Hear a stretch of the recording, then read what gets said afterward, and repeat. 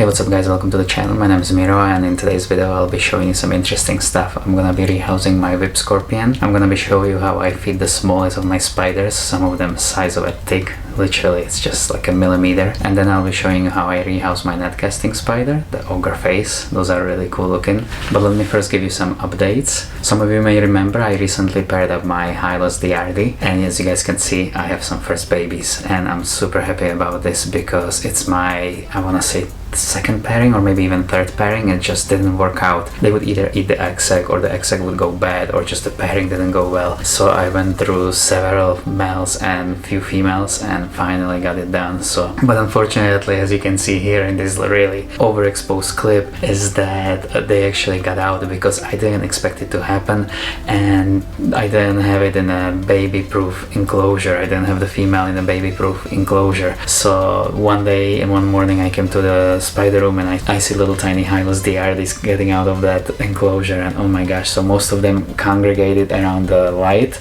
so I was able to actually catch like maybe like 15 of them there, and then 10 random around the house. Then I put the female's enclosure in a butterfly habitat, so now it's secure. Health and safety training with Gareth Keenan. I assume that she's gonna give me another egg sac, so I'm hoping to have even more than 26, but right now I have 26 and already that makes me really happy. Another super quick update, some of you also may remember the same time when I was pairing up these jumping spiders, I was also pairing up my Aphanopelma moderatum tarantula, and she looks really thick, so fingers crossed. And next week I'm gonna be pairing up my Xenestis blue. I actually found somebody with a female, so I'm gonna go and meet him. I'm gonna try to record it and show it to you guys. Those are stunning spiders, and my male just matured, and today he was building his sperm web, so he's like ready to go. Alright, so let's get to today's video. Bing bang, bing bang, bing, ding ding ding ding. We're gonna start with the whip scorpion rehouse, but first let me show you a cool hunt that I was able to record in the glass enclosure. I actually like the glass enclosure for recording much better than the acrylic because there's a lot less reflection. So what's cool about these whip scorpions, and what you can see here, they have these extended legs, and you see it was feeling out where the cricket was just a second ago, and she's realizing that the cricket actually moved, and that I found really fascinating because this is like this predator that's behind the door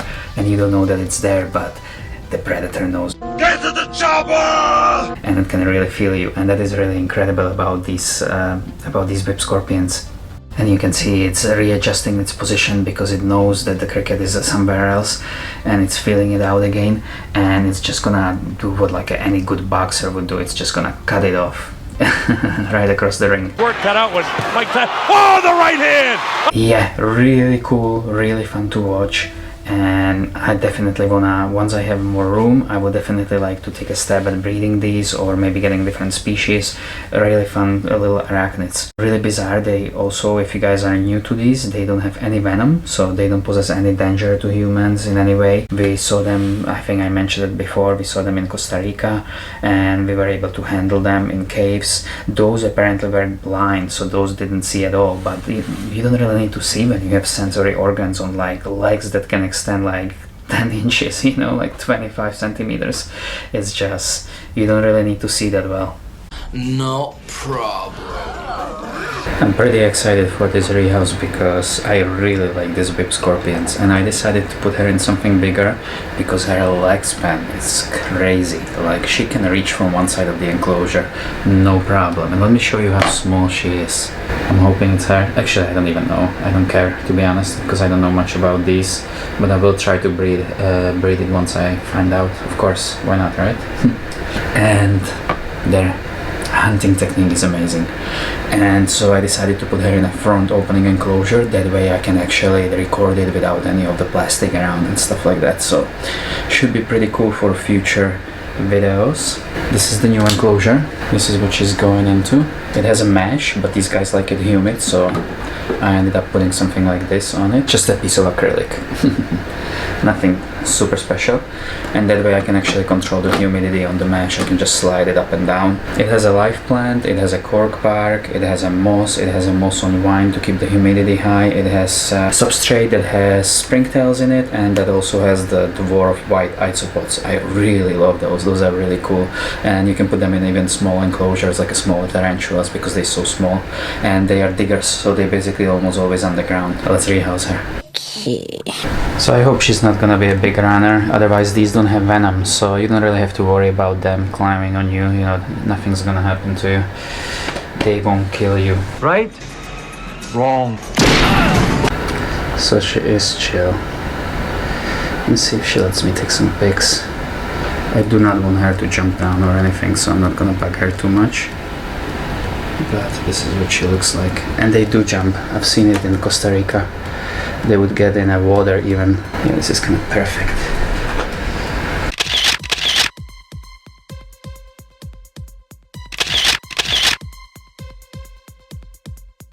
As I was taking pictures, she went back under the cork bark. And let me see if I can see on the camera that little leg.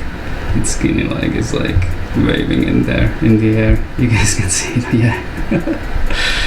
Yeah, she's feeling out everything. This is the sensory organ. It's like right here. Well, let's do this thing. So let's do this thing! I got some footage of her, I got some pictures of her.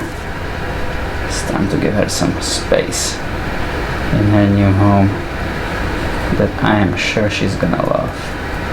So yeah, that's her new home. Ta-da! So the whip scorpion adjusted really nicely. It's been basically sitting out every night and ready to ambush whatever moves around.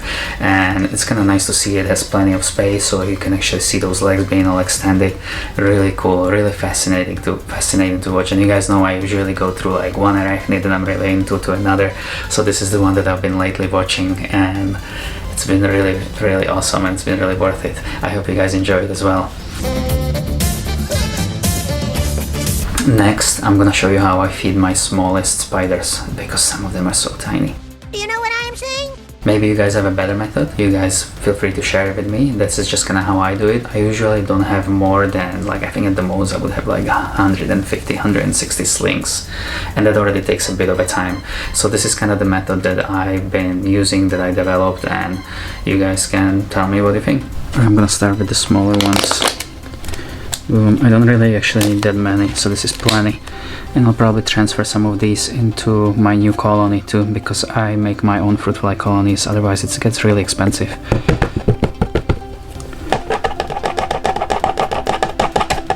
When I feed them, because they're so small, I like to have more lights here, so I can actually see them better. I can see you. I'm gonna start with these. So this is how small it is. It's like a little tick. So I'm super careful as I'm opening this up, because sometimes they do like to run up. And let me see actually if this one is sitting on the lid. It could be sitting on the lid, which is not something I want. I'm gonna tap him down. Yeah, cool. Now it's sitting there. Let me see if I can set up my macro camera for this.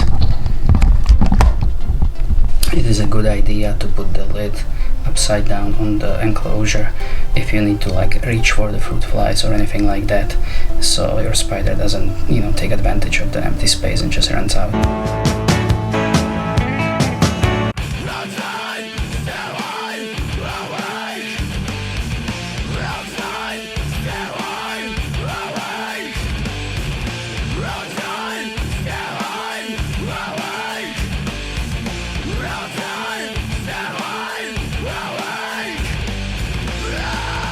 And a lot of my fruit fly colonies have an opening on the top, so I can actually easily get them out. And now I'm gonna feed my huntsman.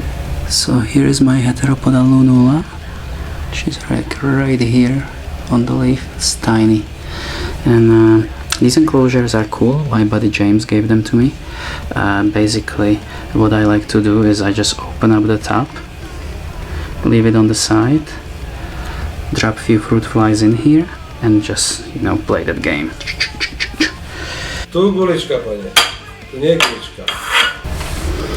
I really just need to some dead ones. Alright, 1, 2. Hey! So here we go, 2.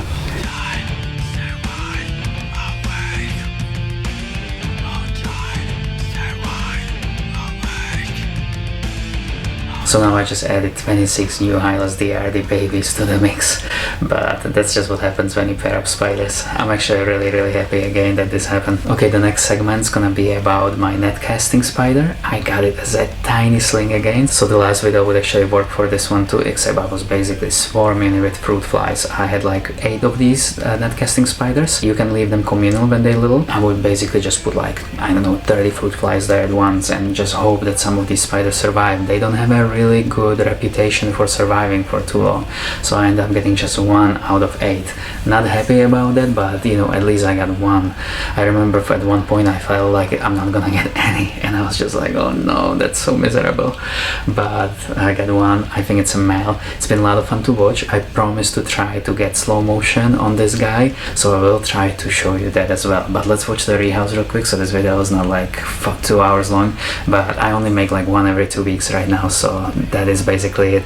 And my shorts, I haven't been really posting as many because YouTube doesn't reward me with any views, and so I actually started a TikTok too. So now I'm on a TikTok and I just get like way more views there. Like video that would have like 70 views on YouTube ends up having like 100,000 views on there's only one that has that many, but you know, there's 100,000 views on TikTok, you know, so it's just kind of like a really huge difference.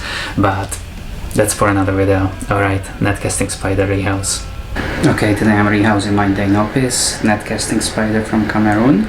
So I believe it's called something like Deinopis Sp Cameroon, and it's growing pretty fast. I'm really happy, I have to say, because when I got it, it was super tiny. And the reason why I'm rehousing it is because it's starting to collapse here a little bit.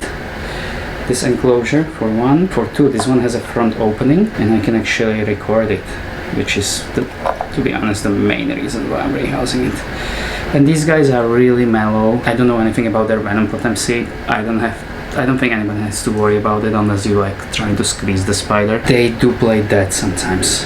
When they feel like there is a danger, they will drop down. Let's see if we can get it out. Alright. So the spider is sitting on the moss right here. One thing I'm kind of concerned about is that the prey is gonna probably escape from here. Some prey will, because these guys don't like anything too big. If you wanna feed these, it has to be something pretty small. I tried to put something bigger in there, like a fly, and she was freaking out, started hiding, started really like not having a good time. You can just tell. I'm having a good time.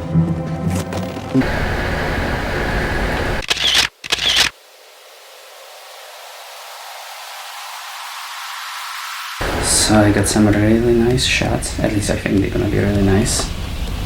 The spider's still patiently sitting right here. I'm just gonna take the whole thing and put it in his or her's new enclosure, and then I'll remove this. Oi! Oh, one thing I forgot. I wanna put in some springtails, but I can do that once the spider's in. Hey buddy. You wanna explore? There we go. Big new home. So you guys see I was online. These are really easygoing spiders, very manageable.